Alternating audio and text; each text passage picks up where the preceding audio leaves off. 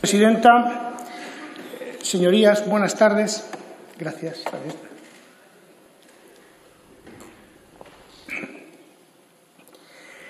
El Real Decreto Ley 20/2020, que establece el ingreso mínimo vital y la política pública que nace con él, es el fruto de tres profundas reflexiones, compartidas no solo por este Ministerio y por este Gobierno, sino, creo yo, por el conjunto de toda la sociedad. La primera reflexión, y más importante, es el reconocimiento de que nuestro país tiene un problema estructural de desigualdad y pobreza. Es un problema que, aunque se magnifique en épocas de crisis, no remite en épocas de bonanza. Las autoridades europeas, los informes independientes, los economistas y sociólogos especializados nos lo recuerdan una y otra vez. En el contexto europeo, nuestros ingresos están mal redistribuidos por lo extraordinariamente bajas que son las rentas de los hogares más pobres. Como en todos los fenómenos sociales complejos, esta anomalía tiene muchas causas, pero es evidente que una de ellas tiene que ver con decisiones políticas, o mejor dicho, con la ausencia de dichas decisiones. Lo vemos en las cifras comparadas de pobreza antes y después de la intervención estatal por medio de transferencias. Mientras que las transferencias sociales logran reducir notablemente la pobreza severa en la mayor parte de los países europeos, en España lo hacen de forma muy limitada. Y eso es así porque, a diferencia de lo que sucede en nuestro entorno, nosotros no tenemos una red sólida y potente de protección de rentas de último recurso. El que haya recaído casi toda la responsabilidad de esta política en las comunidades autónomas, cuyos programas de rentas mínimas han variado notablemente en cuantía y generosidad, ha provocado, de hecho, que las desigualdades entre los ciudadanos, que estas políticas deberían aspirar a reducir, incluso se hayan agrandado en el tiempo. Tras un esfuerzo colectivo de reflexión, análisis y debate considerable, la sociedad española ha logrado poner en el centro de la agenda política este problema. Que en un contexto como el actual hayamos empeñado esfuerzos y recursos para mejorar las vidas de los más débiles, creo que nos hace un país un poco mejor. Y creo, señorías, que todos deberíamos felicitarnos por ello. La segunda reflexión es que las transformaciones sociales y económicas de las últimas décadas nos obligan a repensar las políticas públicas que aspiran a proteger el bienestar y las oportunidades de las personas más vulnerables. No podemos, por ejemplo, vincular toda la protección social al empleo. Las carreras laborables son ahora muy volátiles. La realidad del empleo precario afecta a muchos trabajadores y la pobreza laboral, lo que los anglosajones llaman el working poor, es un fenómeno lamentablemente cada vez más frecuente.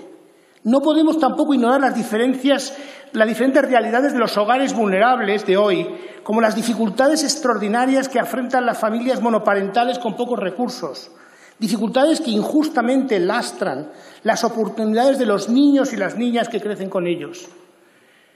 Las políticas públicas no pueden vivir de espaldas a la sociedad en la que despliegan sus efectos. La sociedad del siglo XXI exige, señorías, políticas del siglo XXI. En tercer lugar, la pandemia del COVID nos ha obligado a acelerar la corrección de estos problemas. El brusco parón de la actividad económica impuesto por las medidas sanitarias ha hecho aún más visibles los costes que tiene para los hogares más pobres la ausencia de una red última de protección de rentas. Aunque hemos desplegado políticas destinadas a proteger ingresos de los afectados por la pandemia, las familias más vulnerables enfrentan sistemáticamente más obstáculos para acceder a ellas. En efecto, la pandemia nos ha obligado a acelerar los plazos para poner en marcha la nueva política. Pero siempre hemos creído que, a pesar de la urgencia de la situación, no había alternativa a diseñar esta política con el rigor y el análisis que se merecía. El Real Decreto Ley por el que se establece el ingreso mínimo vital es una política compleja, pero que en esencia consiste en dos elementos. Por una parte, una prestación de gran potencia redistributiva, diseñada para combatir de la forma más eficiente posible las formas más extremas de pobreza. Pero, por el otro lado, es un conjunto de políticas, sí, un conjunto de políticas orientadas a garantizar que la satisfacción de las necesidades materiales básicas sirvan para que los beneficiarios de la prestación transiten desde la exclusión y la falta de oportunidades hacia la participación plena en la sociedad y en la economía en su conjunto. El ingreso mínimo vital debe entenderse, señorías, simultáneamente como una herramienta para la lucha contra la pobreza y una palanca para la inclusión social. Aunque el ingreso mínimo vital estará inevitablemente focalizado en ayudar a los hogares más vulnerables, aquellos que tienen unos mínimos de renta y patrimonio determinados, no debe entenderse tanto como una política dirigida a grupos o individuos concretos, sino más bien como un seguro colectivo que de forma permanente rescata a las personas en cada momento que sufran carencias materiales severas y les empuje, les lleve hacia la integración en la sociedad. La primera gran novedad que introduce el diseño del ingreso mínimo vital es que tanto a la hora de calcular la magnitud de la prestación como a la hora de diseñar los itinerarios de inclusión tendrá en cuenta la realidad económica, familiar y social de los beneficiados. Esto es, creo, uno de los elementos más novedosos de esta política, poner a los destinatarios en el centro. En el ingreso mínimo vital es la política pública la que se adapta a las necesidades de los perceptores y no al revés, como ocurre muchas veces. Por eso se tendrá en cuenta la estructura del hogar, sus ingresos y su patrimonio a la hora de calcular la cuantía de la prestación. Esto es verdaderamente moderno, señorías. La segunda novedad es la centralidad del objetivo de inclusión, que se vertebra en toda la norma. Para algunos, la inclusión implicará nuevas oportunidades educativas. Para otros, soluciona una condición sanitaria determinada. Pero para la mayoría, la inclusión implicará la incorporación al mercado de trabajo o una participación más intensa y estable en él.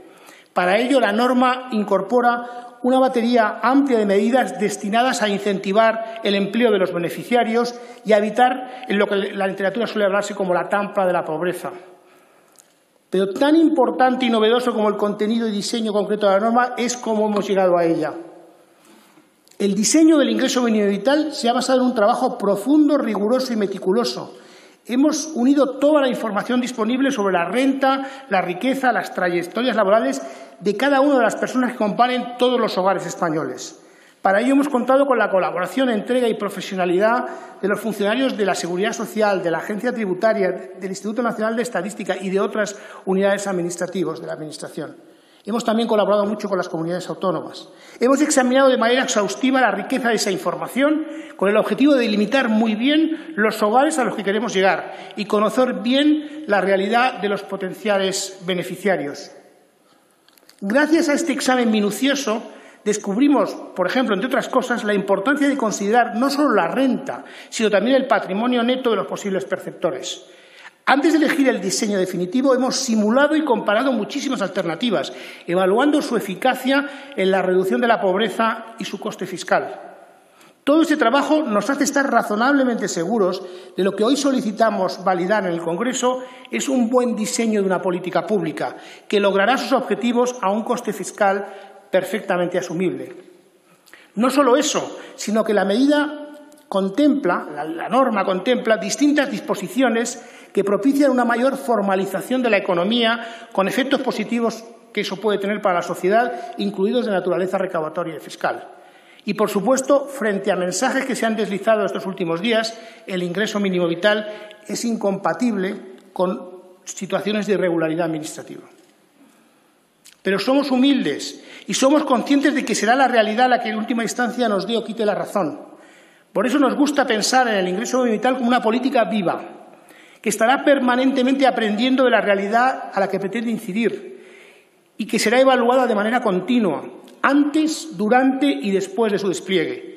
Y no solo por nosotros, sino, lo que es más importante, también por el resto de las administraciones implicadas y organismos independientes, así como analistas, investigadores y representantes del tercer sector de acción social, dentro de un enfoque que la propia norma define como una evaluación en 360 grados. El ingreso mínimo vital trae, por así decirlo, ya incorporada la evaluación de casa. Esto le convertirá en la política que mejorará conforme vaya avanzando con el tiempo. Y esto también es una novedad.